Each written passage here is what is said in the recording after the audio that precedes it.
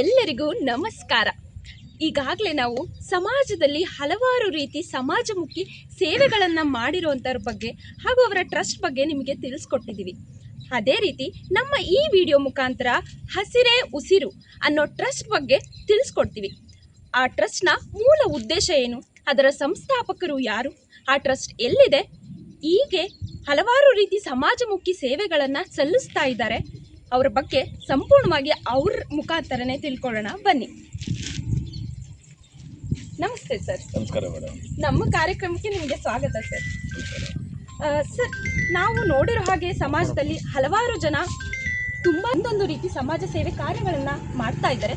ಅದೇ ರೀತಿ ಈ ಹಸಿರೇ ಉಸಿರು ಅನ್ನೋ ಟ್ರಸ್ಟ್ ಮುಖಾಂತರ ನೀವು ಸಮಾಜಕ್ಕೆ ಯಾವ ರೀತಿ ಸೇವೆ ಸಲ್ಲಿಸ್ತಾ ಇದ್ದೀರಾ ಸರ್? ಮತ್ತು ನೀವು ಈ ಒಂದು ಟ್ರಸ್ಟ್ ಮುಖಾಂತರ ಸಮಾಜ ಸೇವೆಯನ್ನು ಮಾಡಬೇಕು ಅಂತ ನಿಮಗೆ ಹೇಗೆ ಅನ್ನಿಸ್ತು ಸರ್?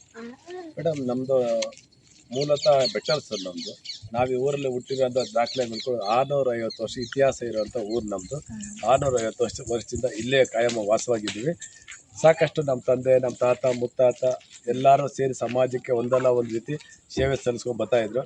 ನನಗನ್ಸುತ್ತೆ ಅವ್ರು ಯಾರೋ ಬಿಟ್ಟೋಗಿರೋದು ಸೇವೆ ಮಾಡೋಕ್ಕೆ ಮತ್ತೆ ನನ್ನ ದೇವರು ಕಳಿಸಿದ್ದಾನೆ ಅಂತ ಉದ್ದೇಶ ಇಟ್ಕೊಂಡು ಪರಿಸರ ಹಸಿರೇ ಉಸಿರನ್ನ ಟ್ರಸ್ಟ್ ಕಟ್ಟಿ ಇಲ್ಲಿ ತನಕ 4 ಲಕ್ಷಕ್ಕೂ ಹೆಚ್ಚು ಗಿಡ ನೆಟ್ಟಿದ್ದೀವಿ. 1200 ಧ್ವಜ ಕಂಬಗಳು ಕೊಟ್ಟಿದ್ದೀವಿ. ಲಕ್ಷಾಂತರ ಮಕ್ಕಳಿಗೆ ಸರ್ಕಾರಿ ಶಾಲೆಗಳಿಗೆ ಸಾಕಷ್ಟು ನಮ್ಮ ಕೈಲಿ ಏನೇನು ಸಾಧಿದೆ ಎಲ್ಲ ಕೊಟ್ಟಿದ್ದೀವಿ. ಒಂದು 8 ಜನದ ನೇತ್ರದಾನ ಮಾಡಿಸಿದ್ದೀವಿ. ಇವೆಲ್ಲ ಯಾಕೆ ಮಾಡ್ತೀವಿ ಅಂದರೆ ನಮಗೆ ಇವೆಲ್ಲ ದೇವರು ಕೊಟ್ಟಿರೋ ವರ. ನಾವೇನು ನಮ್ಮ ಪ್ರಕೃತಿಯನ್ನು ಕೊಟ್ಟಿಲ್ಲ, ದೇಶ ಏನು ಕೊಟ್ಟಿಲ್ಲ ಅನ್ನೋದು ಬೇಡ ಅಂದ್ಬಿಟ್ಟು ಸಮಾಜಕ್ಕೆ ಏನೋ ವಿಶೇಷವಾಗಿ ಕೊಡ್ತಾ ಹೊರಟಿದ್ದೀವಿ ಮೇಡಮ್. ಸರ್, ನೀವು ಇವಾಗ ತಾನೇ ಹೇಳಿದ್ರಿ ಇದು ನಿಮ್ಮ ವಂಶ ಪಾರಂಪರೆಯಿಂದ ಬಂದಿದೆ, ಅಂದ್ರೆ ನಿಮ್ ತಾತ ಮುತ್ತಾತಂದ್ರೆಲ್ಲ ಇದು ಮಾಡ್ಕೊಂಡು ಬಂದಿದ್ದು. ಹೌದು ಮೇಡಮ್, ಮಾಡ್ಕೊಂಡು ಸರ್, ಹಾಗಿದ್ರೆ ಇದರ ಇತಿಹಾಸ ಏನು ಸರ್? ಇದು ಹೇಗೆ ಶುರುವಾಯಿತು, ಹೇಗೆ ಸೃಷ್ಟಿ ಆಯ್ತು ಅಂತ ಇದ್ರ ಬಗ್ಗೆ ಕೇಳ್ಬೋದಾ ಸರ್? ಮೇಡಮ್, ನನಗೆ ನಮ್ಮ ಹಿರಿಯರೊಬ್ಬ ನಮ್ಮ ಅಣ್ಣ ಇದ್ದಾರೆ. ಅವರ ಒಂದ್ಸರಿ ಮಿಸ್ ಆಗಿ ನಾವಿಬ್ಬರು ಭೇಟಿಯಾದಾಗ ಅವ್ರು ಹೇಳಿದ್ರು, ಇಷ್ಟು ವರ್ಷ ಹಿಂದೆಗಡೆ ಒಂದು ದೇವಸ್ಥಾನಕ್ಕೆ ಒಂದು ಸಿಂಹ ಮಾಡಿಸ್ಕೊಟ್ಟಿದ್ರು, ಕೆರೆ ಒಳಗಡೆ ಒಂದು ಬಾವಿ ತೋರಿಸಿದ್ರು. ಹಂಗೆ ಹೇಳ್ತಾ ಒಂದು ಹೊಸ ಇತಿಹಾಸನ ತಿಳಿಸ್ಕೊಟ್ರು. ಅಲ್ಲಿಂದ ಈಚೆಗೆ ಎಕ್ಸ್ಟ್ರಾ ಏನಾದರೂ ವಿಶೇಷವಾಗಿ ಕೊಡುಗೆ ಕೊಡಬೇಕು ಅಂತ ಹೊರಟಿತ್ತು ನನ್ನ ಕುಟುಂಬ. ಈ ಒಂದು ಟ್ರಸ್ಟ್ ಯಾವಾಗ ಶುರು ಆಯಿತು ಮತ್ತು ಇದು ಹೇಗೆ ನಡೀತಾ ಬಂತು ಸರ್? ಹೇಗೆ ಇದನ್ನ ಮುನ್ನಡೆಸ್ತಾ ಹೋದ್ರಿ? ಮೇಡಮ್, ನಾವು ಸತತವಾಗಿ ಸೇವೆ ಮಾಡಿಕೊಂಡೇ ಬಂದು ನಮಗೆ ಕೋವಿಡ್ ಟೈಮಲ್ಲಿ ನನಗೂ ಕೂಡ 2 ಸರಿ ಕೋವಿಡ್ ಅಟ್ಯಾಕ್ ಆಯಿತು. ಆ ಟೈಮಲ್ಲಿ ನಾವು ಎಷ್ಟು ಜನನ ಕಳ್ಕೊಂಡಿದ್ದೀವಿ ಅನ್ನೋದು ಎಲ್ಲ ಮರ್ತೋಗ್ಯವ್ರೆ. ಅದನ್ನು ನಾವು ಮರ್ತಿಲ್ಲ. ನಾನು ಅದನ್ನು ಸಿಕ್ಕಾಕೊಂಡು ಒದ್ದಾಡೋದ್ರಿಂದ ಒಂದೇ ರಾತ್ರಿಯಲ್ಲಿ ಚಾಮರಾಜ ನಗರದಲ್ಲಿ 48 ಜನ ಕಳ್ಕೊಂಬಿಟ್ಟು ಒಂದಕ್ಕೆ ಸೆಕೆಂಡಲ್ಲಿ. ಅವಾಗ ಅನ್ನಿಸ್ತು ಹೆಚ್ಚು ಆಕ್ಸಿಜನ್ ಇದ್ದಿದ್ದರೆ ಅವ್ರು ಯಾರು ಸಾಯ್ತಾ ಇಲ್ಲ ಅಂದ್ಬಿಟ್ಟು ಅಲ್ಲಿಂದ ಈಚೆಗೆ ನಾವು ಟ್ರಸ್ಟ್ನ ರಿಜಿಸ್ಟರ್ ಮಾಡಿ ಸತತವಾಗಿ ಪರಿಸರದ ಜೊತೆ ನಾವು ಹೊಂದ್ಕೊಂಡು ಹೋಗ್ತಾ ಇದ್ದೀವಿ. ಸರ್, ಹೀಗೆ ನೀವು ಒಂದು ಗಿಡಗಳ ಮರಗಳ ಬಗ್ಗೆ ಪ್ರೀತಿ ತೋರಿಸ್ತಾ ಇರೋವಂಥದ್ದು ನಮಗೆ ಒಂಥರ ಕಣ್ಣು ತುಂಬಿ ಬರ್ತಾ ಇದೆ. ನಿಮಗೆ ಇದನ್ನೆಲ್ಲ ಬೆಳೆಸಬೇಕು, ಈಗ ತಾನೇ ನೀವು ಹೇಳಿದ್ರಿ ಕೋವಿಡಲ್ಲಿ ತುಂಬ ಜನ ತುಂಬ ರೀತಿ ನೋವು ಅನುಭವಿಸಿದ್ರು, ಅದನ್ನು ನೋಡಿ ನಾನು ಗಿಡ ಮರಗಳ ಮೇಲೆ ಪ್ರೀತಿ ಹುಡ್ತು ನನಗೆ ಬೆಳೆಸ್ತಾ ಬಂದೆ ಅಂತ. ನಿಮಗೆ ಇದಕ್ಕೆ ಮೂಲ ಸ್ಫೂರ್ತಿ ಏನು ಅಥವಾ ಯಾರು ಅಂತ ತಿಳ್ಕೊಬೋದಾ ಸರ್? ನಮ್ಮ ಮೂಲ ಸ್ಫೂರ್ತಿ ಅನ್ನೋದಕ್ಕಿಂತ ಮೂಲ ಸ್ಫೂರ್ತಿ ತುಂಬ ಜನ ಇದ್ದಾರೆ. ಅದು ಪ್ರತಿಯೊಬ್ಬರು ಒಂದನ್ನೇ ತೊಗೊಂಡು ಕೆಲಸ ಮಾಡ್ತಿರ್ತಾರೆ. ಒಂದು ಸ್ಕೂಲ್ ಇರ್ಬೋದು, ಕಾಲೇಜ್ ಇರ್ಬೋದು, ಪರಿಸರ ಸ್ವಚ್ಛತೆ ಅಂತ. ನಾನು ಎಲ್ಲ ಮಿಕ್ಸ್ ಮಾಡಿ ಮಾಡಬೇಕು ಅನ್ನೋ ಒಂದು ಆಸೆನ ಇಟ್ಕೊಂಡು ಈ ಕಾರ್ಯಕ್ರಮ ಮಾಡೋಕ್ಕೆ ಹೊರಟಾಗ ನನ್ನ ಕುಟುಂಬ ಇರ್ಬೋದು, ನನ್ನ ಮಗ ಇರ್ಬೋದು, ನನ್ನ ಮಗಳಿರ್ಬೋದು, ನಮ್ಮ ಕುಟುಂಬ ಪೂರ್ತಿ ಸಪೋರ್ಟ್ ಕೊಟ್ಟು ನಿಂತ್ಕೊಂಡಾಗ ಇದನ್ನ ಯಾಕೆ ಮಾಡಬಾರ್ದು, ಇದನ್ನು ಕಂಟಿನ್ಯೂ ಮಾಡೋಕ್ಕೆ ಅಂತ ಹೊರಟಿತ್ತೆ ನಮ್ಮ ಹಸಿರೇ ಉಸಿರು ಟ್ರಸ್ಟು. ಸರ್, ನೀವು ಇವಾಗ ತಾನೇ ಹೇಳಿದ್ರಿ ನಮ್ಮ ಕುಟುಂಬ ಕೂಡ ನನ್ನ ಬೆಂಬಲಕ್ಕೆ ನಿಂತಿದೆ ಅಂತ. ಸೊ ಅದೇ ರೀತಿ ನೀವು ಸಮಾಜದಲ್ಲಿ ಮುಂದೆ ಈ ತರಹದ ಒಂದು ಸಮಾಜ ಸೇವೆ ಕೆಲಸಗಳನ್ನು ಮಾಡೋ ಅಂಥವ್ರಿಗೆ, ಯುವ ಪೀಳಿಗೆಗಳಿಗೆ ನೀವು ನಿಮ್ಮ ಟ್ರಸ್ಟ್ನ ಮೂಲಕ ಯಾವ ರೀತಿ ಮಾತುಗಳನ್ನು ತಿಳಿಸ್ತೀರಾ ಸರ್? ಯಾವ ರೀತಿ ಅವ್ರನ್ನ ಬೆಂಬಲಿಸ್ತೀರಾ ಈ ತರಹ ಕೆಲಸಗಳನ್ನು ಮಾಡೋದಕ್ಕೆ? ನಾನು ಯಾವ ರೀತಿ ತಿಳಿಸ್ತೀನಿ ಅಂತ ಹೇಳಿದ್ರೆ, ನೀವೇನೇ ಮಾಡಿದ್ರು, ನೀವೇನೇ ಕೆಲಸ ಮಾಡಿದಕ್ಕೆ ಆಯುಸ್ಸು ಅಂತ ಇರುತ್ತೆ. ನೀವೇನೇ ತೊಗೊಳ್ಳಿ, ತಾಜ್ ಮಹಲ್ ಇರ್ಬೋದು, ವಿಧಾನಸೌಧ ಇರ್ಬೋದು, ಕೆಂಪುಕೋಟೆ ಇರ್ಬೋದು, ಅವಕ್ಕೆ ಆಯುಸ್ಸು ಅಂತ ಇರುತ್ತೆ. ಆದರೆ ನಮ್ಮ ಪ್ರಕೃತಿಗೆ ಆಯುಸ್ಸಿರಲ್ಲ. ಒಂದು ಮರ ಸೊಸಿ ನೆಟ್ಟು ಮರ ಮಾಡಿದ್ರೆ ಅದು 1000 ವರ್ಷ ಯಾವುದೇ ಕಾರಣಕ್ಕೂ ಹೋಗಲ್ಲ. ನಿಮಗೆ ವಿದ್ರೇಶ್ವರದಲ್ಲಿ ವಿಗ್ರಹ ಹಾಕಿರೋ ಮರ ಇವತ್ತು ಇದೆ. ಡೆಲ್ಲಿ ಒಳಗಡೆ ಪಾಂಡವರು ಹಾಕಿರೋ 5 ಮರಗಳು ಇವತ್ತವೆ. ಅದು ಯಾವತ್ತೂ ಹೋಗಲ್ಲ. ಹಂಗಾಗಿ ಏನೇ ಮಾಡಿದ್ರೆ ಅದು ಉಳಿಬೇಕು. ನಾವು ಹೋಗಲಿ, ಈ ಪ್ರಪಂಚ ಇರೋವರೆಗೂ ಇರಬೇಕು ಅನ್ನೋ ಉದ್ದೇಶ ಇಟ್ಕೊಂಡು ಈ ಪರಿಸರ ಅನ್ನೋದನ್ನು ನಾವು ಮನಸ್ಸಲ್ಲ ಹಾರ್ಟಲ್ಲಿ ಹಚ್ಕೊಂಡು ಬೆಳೆಸ್ತಾ ಇದ್ದೀವಿ. ಸರ್, ಈ ಟ್ರಸ್ಟ್ ಅಲ್ಲದೆ ನೀವು ಬೇರೆ ಯಾವ ರೀತಿ ಸಮಾಜದಲ್ಲಿ ಒಳ್ಳೆಯದಾಗುವಂಥ ಒಂದು ಕರ್ತವ್ಯಗಳನ್ನು ಅಥವಾ ಸೇವೆಗಳನ್ನು ಅಥವಾ ಕಾರ್ಯಕ್ರಮಗಳನ್ನು ಮಾಡಬೇಕು ಅಂತ ಇದ್ದೀರಾ ಅಥವಾ ಮಾಡಿದ್ದೀರಾ? ಅಥವಾ ಮಾಡ್ತಾ ಇದ್ದೀರಾ ಇವುಗಳ ಬಗ್ಗೆ ತಿಳ್ಕೊಬೋದಾ ಸರ್? ಖಂಡಿತ ಮೇಡಮ್, ನಾವೇನು ಮಾಡ್ತಾ ಇದ್ದೀವಿ ಅಂದರೆ, ಯಾರೇನು ಬಿಟ್ಟು ಹೋಗಿದ್ದಾರೆ, ಯಾರೇನು ಮಾಡಿಲ್ಲ, ಯಾರ ಕೈಲಿ ಮಾಡೋಕ್ಕಾಗಲ್ಲ, ಅದನ್ನು ಚಾಲೆಂಜ್ ತಗೊಳ್ಳದೆ ನಮ್ಮ ಟ್ರಸ್ಟ್ನ ಉದ್ದೇಶ. ಆ ಶಕ್ತಿ ಕೊಟ್ಟದ್ದು ಬೆಟ್ಟ ಹಲಸಿನ ದಾನಿಗಳು, ನಮ್ಮ ಗ್ರಾಮ ದೇವತೆ ಮುತ್ಯಾಲಮ್ಮ.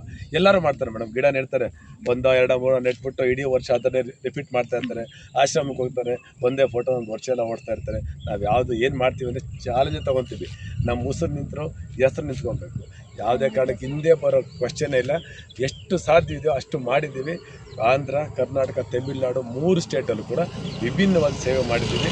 ಇದು ಮಾಡೋದಕ್ಕೆ ನಿಮ್ಮೆಲ್ಲರ ಸಹಕಾರ ಸಪೋರ್ಟ್ ಸಿಕ್ತು ಅಂದರೆ ಇನ್ನು ಎಕ್ಸ್ಟ್ರಾ ಕೆಲಸ ಮಾಡೋವಂಥ ಆಸೆ ನಮ್ಮಲ್ಲಿದೆ.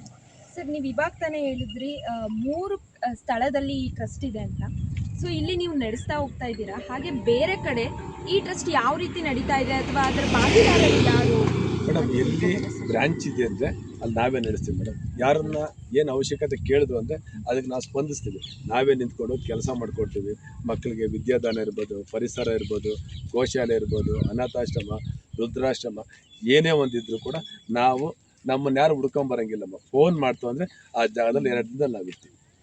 ಸರ್, ನೀವು ಇವಾಗ ತಾನೇ ಹೇಳಿದ್ರಿ ಅನಾಥಾಶ್ರಮ, ವೃದ್ಧಾಶ್ರಮ ಅಥವಾ ಗೋಶಾಲೆ ಈ ಥರ ಇಂಥವುಗಳ ಜೊತೆ ನೀವು ಸಂವಹನ ನಡೆಸ್ತಾ ಇದ್ದೀರಾ ಅಂತ.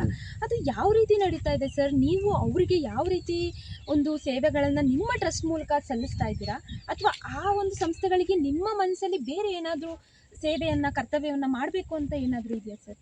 ಮೇಡಮ್, ಏನಾಗ್ತಿದೆ ಅಂದರೆ ಇವತ್ತು ಸಮಾಜ ಹೆಂಗಿದೆ ಅಂದರೆ, 100 ರೂಪಾಯಿ ಬಂಡವಾಳ ಹಾಕಿ 1000 ರೂಪಾಯಿ ಲಾಭ ನೋಡ್ತಾ ಇದ್ದಾರೆ. ಅದನ್ನು ನೋಡಿ ನೋಡಿ ಸಾಕಾಗಿ ಅದನ್ನು ಸ್ವತಃ ನಾವೇ ನಿಂತ್ಕೊಂಡು ಆ ಕೆಲಸ ಮಾಡ್ತಾಯಿದ್ದೀವಿ. Super sir. ಅಂದರೆ ನೀವು ಬೇರೆಯವ್ರಿಗೆ ಹೇಳೋಕ್ಕಿಂತ ನಾವೇ ಅದು ನಿಂತ್ಕೊಂಡು ಮಾಡಿದ್ರೆ ನೋಡೋರ್ಗೂ ಅದು ಅರ್ಥ ಆಗುತ್ತೆ ಸಮಾಜದಲ್ಲಿ ಅಂತ ನೀವು ಹೇಳ್ತಾ ಇದ್ದೀವಿ. ಹೌದಮ್ಮ, ಏನೇ ಕೆಲಸ ಮಾಡಿದ್ರೆ ನಾವೇ ಮಾಡಬೇಕು. ಇನ್ನೊಬ್ರಿಗೆ ಹೇಳ್ತಿದ್ರೆ ನಾವು ಫುಲ್ ಮಾಡೋಕ್ಕಾಗೋದೇ ಇಲ್ಲ. ಎಷ್ಟೋ ಸರಿ ಸಿಡ್ಲುಗಟ್ಟಕ್ಕೆ ಕೊಟ್ಟಾಗ ನನ್ನ ಸ್ನೇಹಿತರು ಕೈ ಕೊಟ್ಬಿಟ್ರು. ನಾನು ಅಲ್ಲಿ ಹೇಳಿದ್ದೀನಿ, 60 ಮಕ್ಕಳು ಪಾಪ ನಿಂತ್ಕೊಂಡಿದ್ದಾರೆ, ಮಧ್ಯಾಹ್ನ 2 ಗಂಟೆ ಆದರೂ ಯಾರೂ ಹೋಗೋಕ್ಕಾಗಿಲ್ಲ. ಆ ಮಕ್ಳಿಗೆ ಊಟ ಇಲ್ಲ. ನಾವೇನೋ ಕೊಡ್ತೀವಿ, ಮಕ್ಕಳು ಉಪವಾಸ ಇರಿಸೋದು ದೊಡ್ಡ ಕೆಲಸ ಅಲ್ಲ.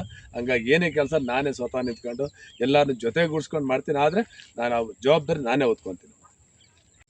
ಸರ್, ನಾನು ಕೇಳ್ಪಟ್ಟೆ ಏನಂದರೆ, ಮೊನ್ನೆ ಬಸವ ಜಯಂತಿ ದಿನ ನೀವು ಒಂದು ಆಶ್ರಮವನ್ನು ಶುರು ಮಾಡಬೇಕು ಅಂತ ಗುದ್ಲಿ ಪೂಜೆ ಸಹ ಮಾಡಿಸಿದ್ದೀರಾ ಅಂತ. ಆದರೆ ನೀವು ಈ ಟ್ರಸ್ಟ್ ಜೊತೆಗೆ ಈ ಆಶ್ರಮ ಕೂಡ ಶುರು ಮಾಡಬೇಕು ಅನ್ನೋ ಪ್ರೇರೇಪಣೆ ನಿಮಗೆ ಯಾವ ಥರ ಸಿಕ್ತು ಸರ್? ಯಾಕೆ ಅನ್ನಿಸ್ತು ನಿಮಗೆ? ಅಮ್ಮ, ನಾವು ಅನೇಕ ಆಶ್ರಮಗಳಲ್ಲಿ ಹೋಗಿದ್ದೀವಿ, ಸೇವೆ ಮಾಡ್ತಾ ಇದ್ದೀವಿ. ನಾವು ಏನೇ ಕೊಟ್ಟರು ಖುಷಿಯಿಂದ ಸ್ವೀಕರಿಸ್ತಾರೆ. ಅದಕ್ಕೆ ನಾವು ಕೊಡೋದು ದೊಡ್ಡದು, ಅದು ಇಸ್ಕೊಂಡು ಚಿಕ್ಕದು ಅಂತಲ್ಲ. ನಾವೇನೆಲ್ಲ ಕೊಟ್ಟರು ಇಸ್ಕೊತಾರೆ. ನಾವು ಒಬ್ಬರನ್ನ ಅಡ್ಮಿಷನ್ ಮಾಡಬೇಕು, ಅದು ಸೇರಿಸ್ಬೇಕು ಅಂದಾಗ ಅಲ್ಲಿನ ಬಣ್ಣನೇ ಚೇಂಜ್ ಆಗಿಬಿಡುತ್ತೆ. ಸರ್, ಹೆಡ್ ಆಫೀಸ್ ಬಂದು ಹೈದ್ರಾಬಾದಲ್ಲದೆ ಅವ್ರಿಗೆ ಕೇಳ್ರಿ, ಹೆಡ್ ಆಫೀಸ್ ಬಂದು ಚೆನ್ನೈಯಲ್ಲಿ ಅದು ಕೇಳ್ರಿ. ಇವೆಲ್ಲ ನಾವು ಇಲ್ಲಿವರೆಗೂ ಅಂದ್ಕೊಂಡಿರಲಿಲ್ಲ. ನಾವ್ಯಾರಿಗೆ ಅಡ್ಮಿಷನ್ ಕೊಡ್ತಾರೆ ಅನ್ನೋ ಭಾವನೆ ಇಟ್ಕೊಂಡು ಕೆಲಸ ಮಾಡ್ದೆ. ಆದರೆ ನಮಗೆಲ್ಲೂ ಒಬ್ಬ ವ್ಯಕ್ತಿಗೆ ಅಡ್ಮಿಷನ್ ಸಿಗ್ತಿಲ್ಲ. ಅದಕ್ಕೆ ದಾನಿಗಳು ನೆರವು ಪಡೆದು ನಾವು ಇಂಡಿವಿಜುವಲ್ ಸ್ವಂತವಾಗಿ ಒಂದು ಮಾಡಬೇಕು ಅಂತ ಒಂದು ಪೂಜೆ ಮಾಡಿದ್ದೀವಿ. ಅದು ಗುದ್ಲಿ ಪೂಜೆ ನೆರವೇರಿಸಿದ್ದೀವಿ.